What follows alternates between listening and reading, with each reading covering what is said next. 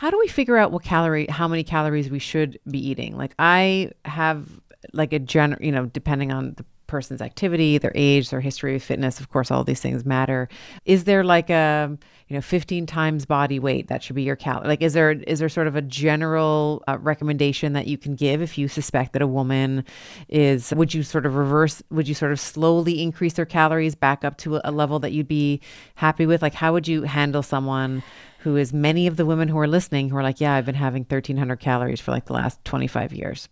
Yeah, I know. And they're very afraid when they start increasing calorie intake because the weight on the scale changes. But we'll see this as an increase in glycogen, increase in fluid retention. So we do have to be very careful when we start adding it in, right?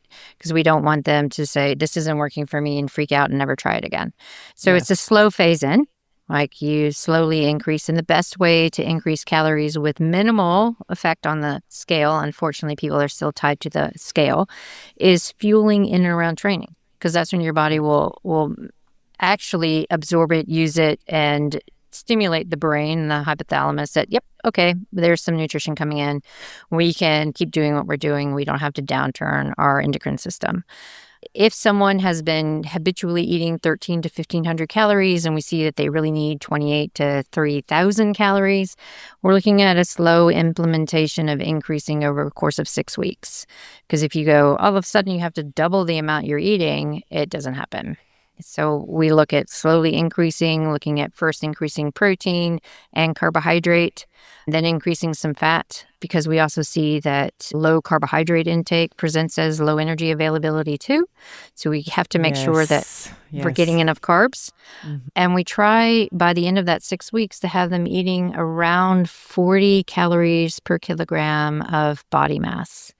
So that's kind of a benchmark. So people ask, well, where do you get that equation from? And when we look in the literature, it was based on sedentary women to keep endocrine function going, where it was 30 grams per kilogram of fat-free mass was a definitive point, where below that we see significant endocrine dysfunction.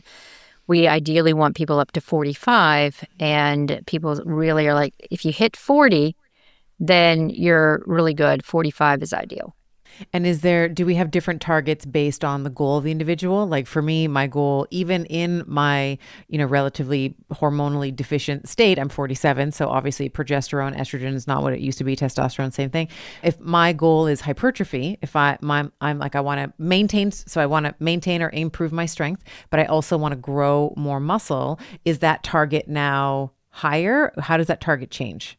Then we look at, it's the same, but then we look at the timing of the food, right? So we really have to maximize your protein intake in and around your training, because when we lose those hormones, we also are becoming more anabolically resistant to exercise and nutrition. So we need to apply the nutrition strategies to the training to kind of double end it to instigate that hypertrophy.